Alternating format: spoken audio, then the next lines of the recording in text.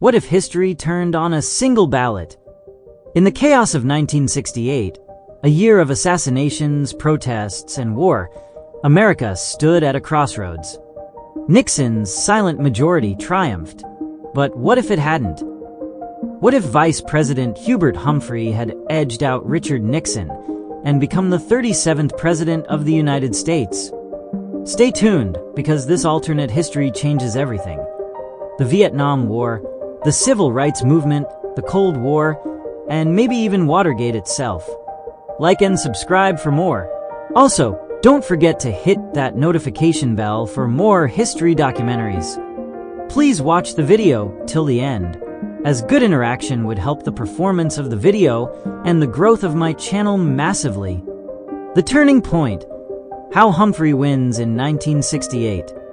In our timeline, Richard Nixon narrowly defeated Humphrey in the 1968 presidential election, winning 301 electoral votes to Humphrey's 191, despite a popular vote margin of just 0.7%. But in this alternate history, a few key factors swing in Humphrey's favor. Earlier break with LBJ. In this reality, Humphrey distances himself from President Lyndon B. Johnson's Vietnam policy by September, rather than late October.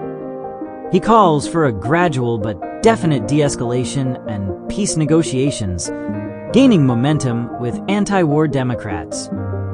Strong debate performance. Humphrey delivers a passionate and visionary debate performance, positioning himself as the healing candidate who can unite a divided country. Collapse of George Wallace's Southern support.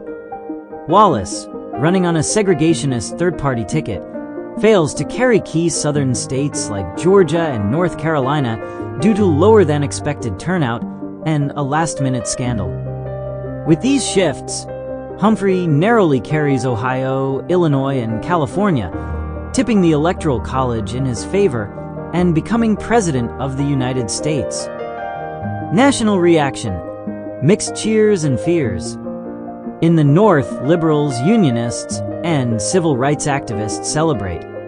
Cities like New York, Detroit, and Minneapolis erupt in hope. The peace wing of the Democratic Party breathes a sigh of relief. The Bible Belt. Deep South conservatives, disillusioned by Wallace's loss, are enraged. Talk of federal overreach and moral decay rises. The seeds of the new right movement begin to grow. George Wallace. Furious, Wallace blames a rigged media and vows to build a lasting third-party coalition for 1972, though the energy fades without Nixon in power to oppose. Richard Nixon. Disheartened but not finished.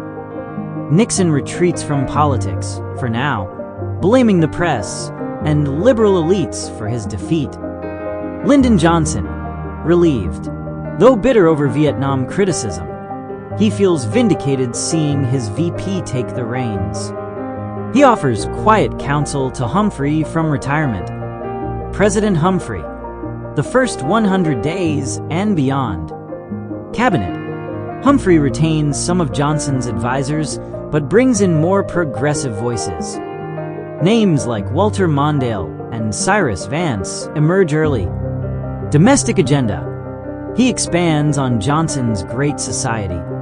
Civil rights, education, and anti-poverty programs are reinvigorated.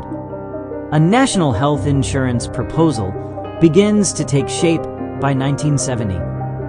Environmental reform. The Clean Air Act is passed in 1969, a year earlier than in our timeline. Humphrey also establishes the Environmental Protection Agency in 1970, as Nixon did in our timeline, though with even stronger enforcement mechanisms. Economic crisis. Humphrey, a New Deal-style economic liberal, refuses to abandon Bretton Woods immediately. When inflation spikes, he resists wage price controls initially, but eventually introduces a milder, voluntary control scheme. The dollar still devalues, but with more international consultation. Vietnam. The road to peace. Humphrey, though initially vague, begins a gradual troop withdrawal in early 1969, faster than Nixon's timeline.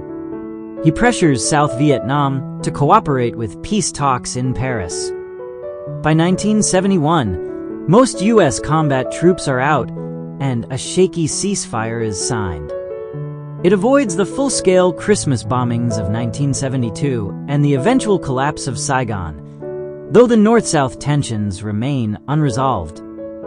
Cold War and foreign policy. Cambodia. Humphrey avoids the 1970 Cambodian invasion, fearing escalation. However, he increases covert pressure on the Khmer Rouge and supplies to Lon Nol's government. China. Humphrey is more cautious than Nixon. The U.S. and China do not establish formal relations until 1974, after quiet back-channel diplomacy.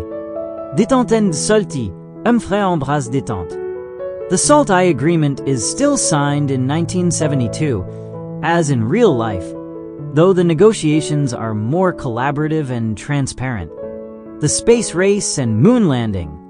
Humphrey embraces NASA with gusto. He hosts a grand White House celebration for Apollo 11, hailing it as a victory for all humanity. His speech is more humanitarian and globalist than Nixon's "We came in peace for all mankind" message. Civil rights, protest movements, and the Pentagon Papers. Civil rights. Humphrey, a lifelong civil rights advocate, signs aggressive anti-discrimination legislation and funds inner-city development. He attempts to cool racial tensions through federal investment. Anti-war protests. Though still frequent, the protests are less violent under Humphrey, who meets regularly with student leaders and allows peaceful marches in D.C. Pentagon Papers. Humphrey authorizes a limited release of the Pentagon Papers himself, framing it as a step toward transparency. This prevents the kind of legal crackdown that fueled Nixon's paranoia. Watergate, or something else. There is no Watergate in this timeline. Humphrey runs a relatively clean administration, focused on social reform and diplomacy. The FBI, under reform-minded leadership, avoids deep entanglement in domestic spying. 1972 election. Who challenges Humphrey? The Republicans, now led by Governor Ronald Reagan of California, launch a fierce campaign against big government liberalism. Reagan captures conservative energy but lacks Nixon's foreign policy credibility. Humphrey, buoyed by ending the war and a moderate economic recovery, wins re-election in 1972, defeating Reagan 53% to 46%. The second term and legacy.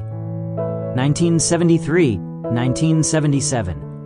Humphrey continues détente, expands Medicaid, and proposes a version of universal childcare. Inflation remains a challenge, but unemployment drops. Ed Muskie, his loyal VP, is seen as his natural successor and becomes the Democratic frontrunner for 1976. Supreme Court appointments. Humphrey appoints 2 liberal justices, cementing a progressive court well into the 1990s. How would history remember Humphrey? Humphrey would be remembered as the man who ended the Vietnam War without scandal, the great society reformer who advanced civil rights and environmental protection, a healing figure in a divided era, without Nixon's paranoia or Reagan's conservatism. While not a transformative figure like FDR or Lincoln, he'd be seen as a steady, decent president who stabilized the country during one of its most volatile chapters. What do you think? Write your opinion and version of the story in the comments below. Please be polite and kind. If you want to know what would have happened if Trump defeated Biden in 2020, click on the video on the left. Thanks for watching.